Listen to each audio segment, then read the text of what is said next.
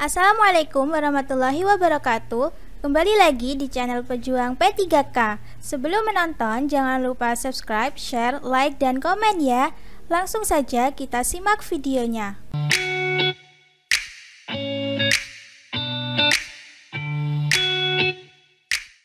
1. Apa yang biasanya digunakan oleh petugas pemadam kebakaran dalam pemadaman kebakaran hutan dan lahan? A. Pisau tajam. B. Selang pemadam kebakaran dan peralatan pemadaman lainnya. C.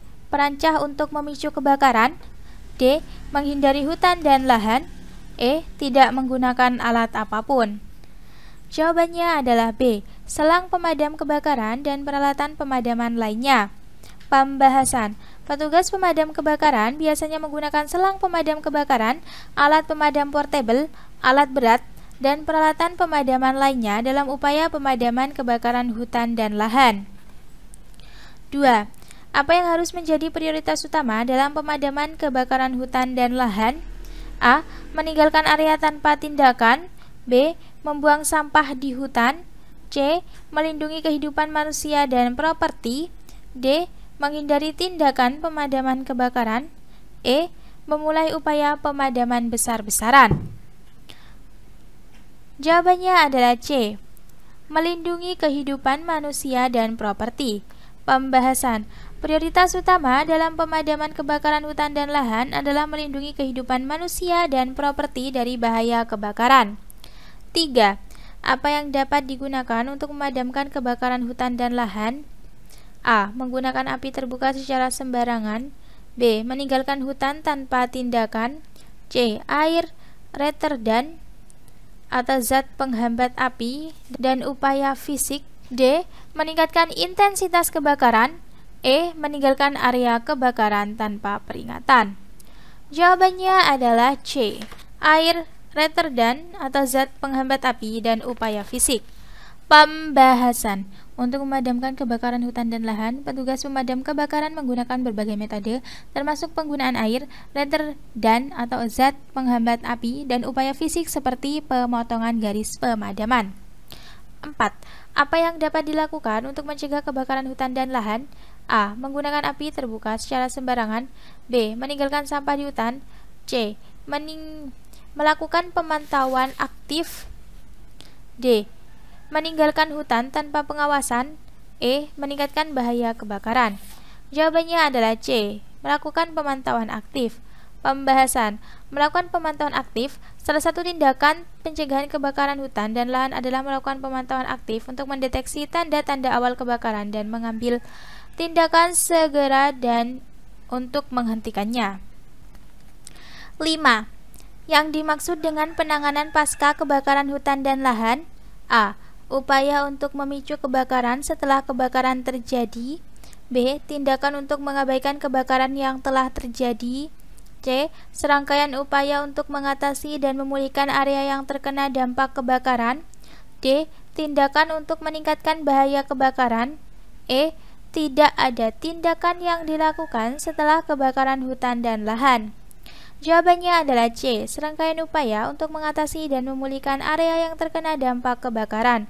Pembahasan. Penanganan pasca kebakaran hutan dan lahan adalah serangkaian upaya untuk mengatasi dan memulihkan area yang telah terkena dampak kebakaran. 6. Yang dapat dilakukan dalam penanganan pasca kebakaran hutan dan lahan untuk mengurangi erosi tanah. A. Meninggalkan tanah terbuka tanpa tindakan. B. Menggali parit-parit di area terbakar. C. Meningkatkan intensitas kebakaran. D. Tidak melakukan tindakan pemulihan tanah. E. Melakukan reboisasi dan penanaman vegetasi. Jawabannya adalah E. Melakukan reboisasi dan penanaman vegetasi. Pembahasan. Untuk mengurangi erosi tanah setelah kebakaran hutan dan lahan, salah satu tindakan yang dapat dilakukan adalah melakukan reboisasi dan penanaman vegetasi baru untuk menjaga stabilitas tanah. 7.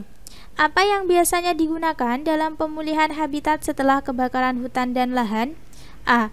Membuang sampah di habitat yang terbakar.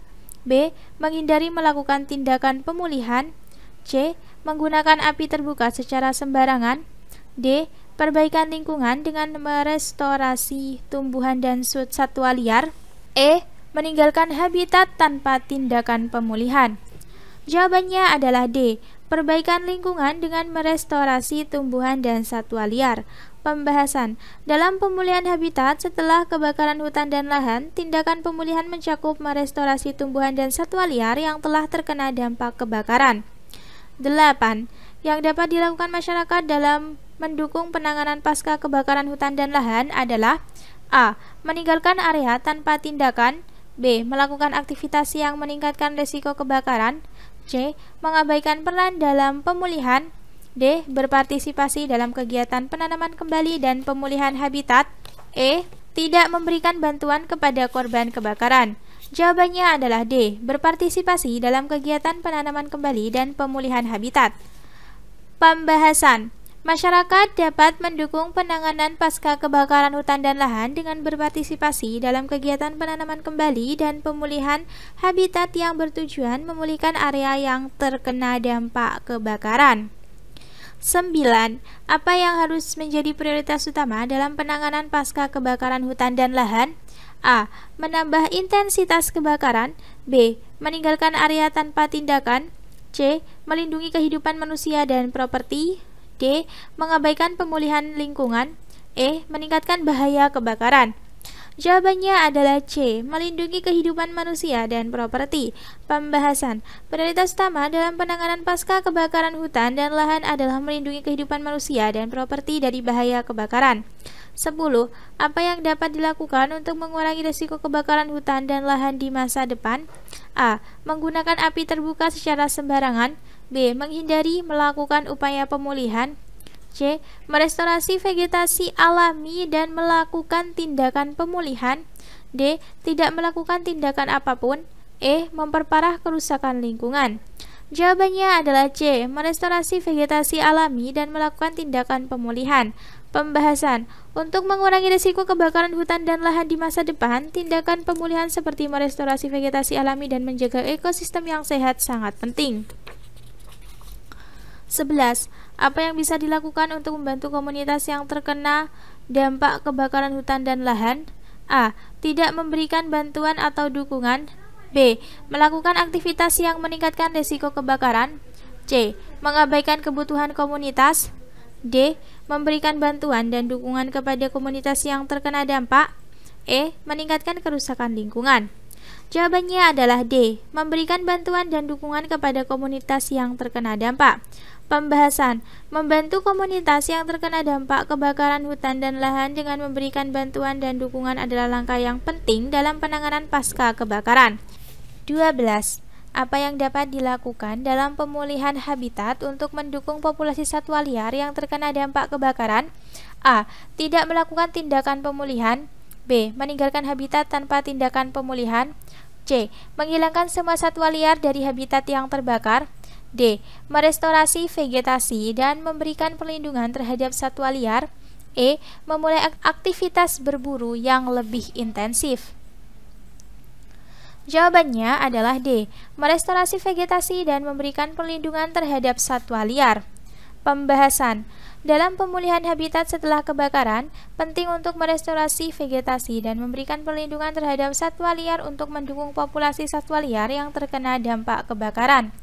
13. Yang dapat menjadi sumber informasi yang berguna dalam penanganan pasca kebakaran hutan dan lahan. A. Tidak menggunakan sumber informasi apapun. B. Mengandalkan spekulasi dan rumor. C. Berbasis pada informasi yang tidak akurat. D. Menggunakan data dan informasi yang dapat dipercaya. E. Meninggalkan komunikasi dan informasi. Jawabannya adalah D. Menggunakan data dan informasi yang dapat dipercaya. Pembahasan. Dalam penanganan pasca kebakaran hutan dan lahan, penting untuk mengandalkan data dan informasi yang dapat dipercaya untuk membuat keputusan yang tepat dalam pemulihan dan pemantauan kebakaran yang mungkin terjadi lagi di masa depan. 14. Yang dimaksud dengan bimbingan teknis dalam kegiatan pengendalian kebakaran hutan dan lahan. A. Upaya untuk memicu kebakaran hutan dan lahan. B. Proses pengadilan terhadap pelaku kebakaran.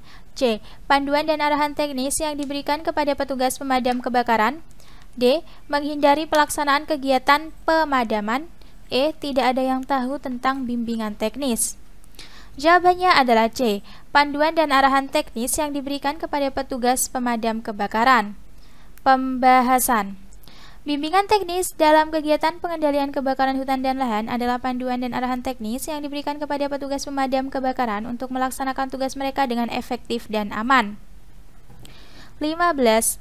Apa yang biasanya disertakan dalam bimbingan teknis kegiatan pengendalian kebakaran hutan dan lahan? A. Petunjuk untuk memicu kebakaran. B. Data cuaca yang tidak relevan. C. Panduan langkah demi langkah dalam melaksanakan pemadaman. D. Melakukan pemantauan kebakaran. E. Tidak ada petunjuk yang disertakan. Jawabannya adalah C. Panduan langkah demi langkah dalam melaksanakan pemadaman. Pembahasan. Dalam bimbingan teknis kegiatan pengendalian kebakaran hutan dan lahan, biasanya disertakan panduan langkah demi langkah yang menjelaskan bagaimana melaksanakan pemadaman kebakaran dengan benar. Terima kasih sudah menonton video ini. Jangan lupa like, comment, share, dan subscribe channel ini. Sampai jumpa di video selanjutnya. Semangat pejuang P3K!